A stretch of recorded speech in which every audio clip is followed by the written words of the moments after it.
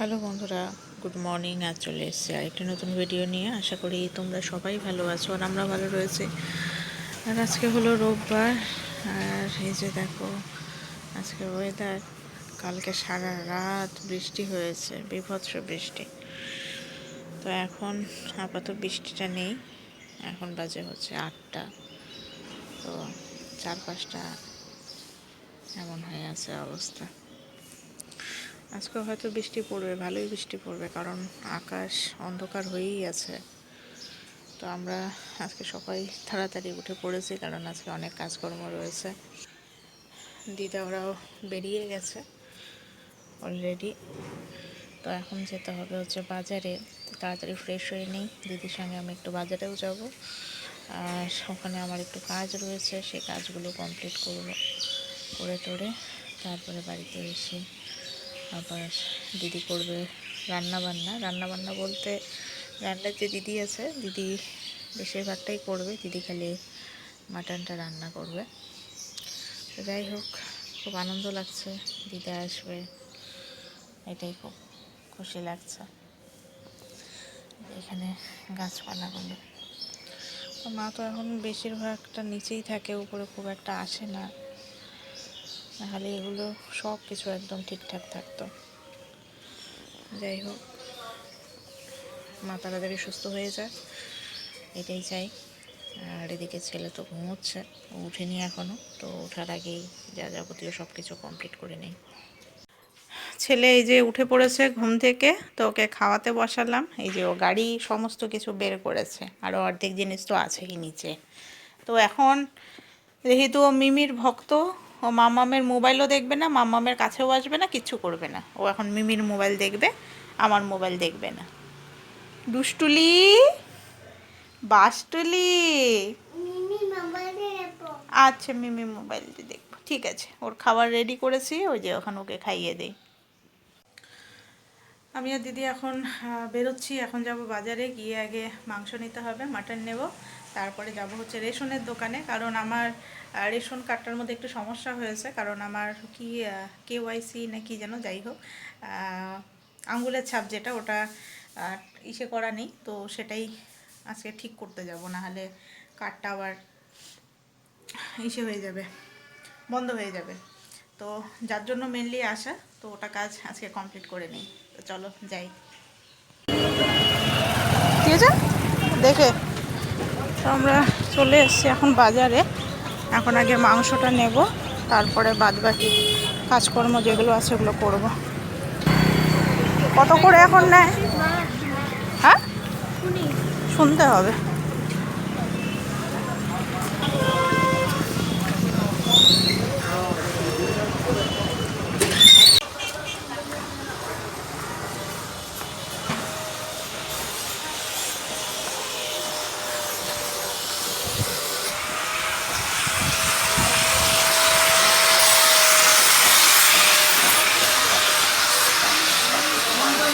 আদা পুরা, বাপরে, মাংসের দোকানে সেই ভিড়।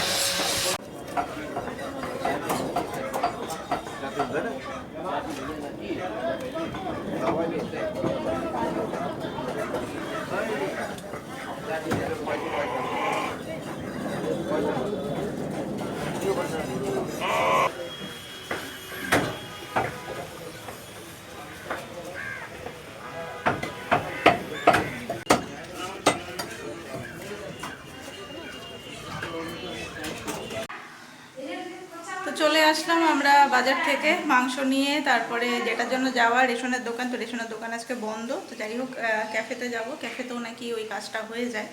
যদি ক্যাফেতে হয়ে যায় তাহলে তো ভালো, নাহলে আবার আসতে হবে। হয়রান হয়ে গেলাম, এত ভিড়, বিশেষ করে মাংসের দোকানে বীভৎস ভিড়। আর এদিকে দিদা ওরা বেরিয়ে পড়েছে। তো ভাই আর মামির তো আজকে থাকার কথা ছিল, কিন্তু ওরা আজকে রিটার্ন করবে, রিজার্ভ গাড়িতে আসবে, তো ওই গাড়িতেই রিটার্ন করবে। তো যাই হোক, চলো আপাতত নিচে যাই, এখন ছেলেকে খাওয়াবো।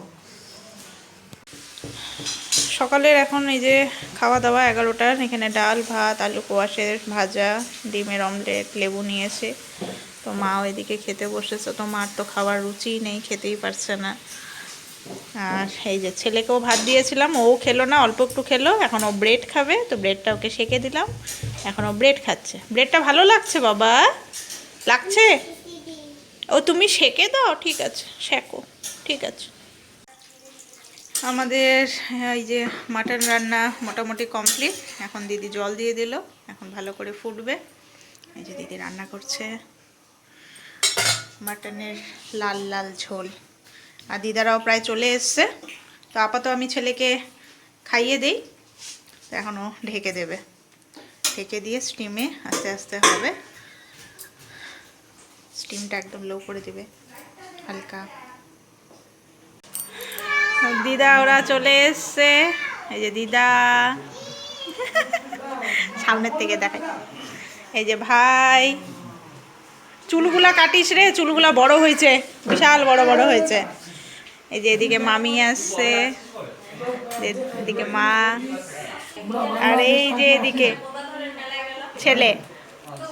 চলো, খুব খুশি হয়েছে ও। না, মামিরা খেতে বসছে। তো এখন এই যে দিদি মাংস দিচ্ছে, ভাইদের হলো খাওয়া, এখন খাচ্ছে মামি, আর এই যে দাদাটা খাচ্ছে। ডালের মধ্যে রসুন দেয়, এমন অবস্থা, কি বাজে লাগে খেতে। তো যাই হোক, এই যে মাটন রান্না হয়েছে, তো আমি খালি মাটন নিলাম আর ভাত। তো চলো খাওয়া দাওয়া করি। এদিকে দিদিও খাচ্ছে, মামি বসে আছে। তো চলো খেয়ে নিই তাড়াতাড়ি। মামি আর ভাই এখন বেরোবে, তো রিজার্ভ গাড়িতেই এসছে, তো যার জন্য এখন আবার ওরা চলে যাবে। ওরা দিদাই যে আছে,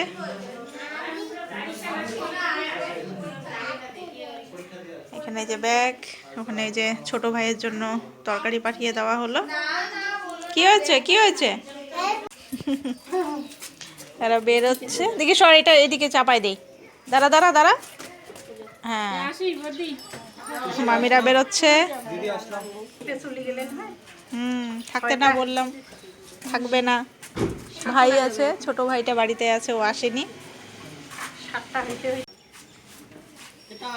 টাটা। রিকু মামা, রিকু মামা, আব্বে আব্বে আব্বে, টাটা করো। দুদুনকে টাটা দাও।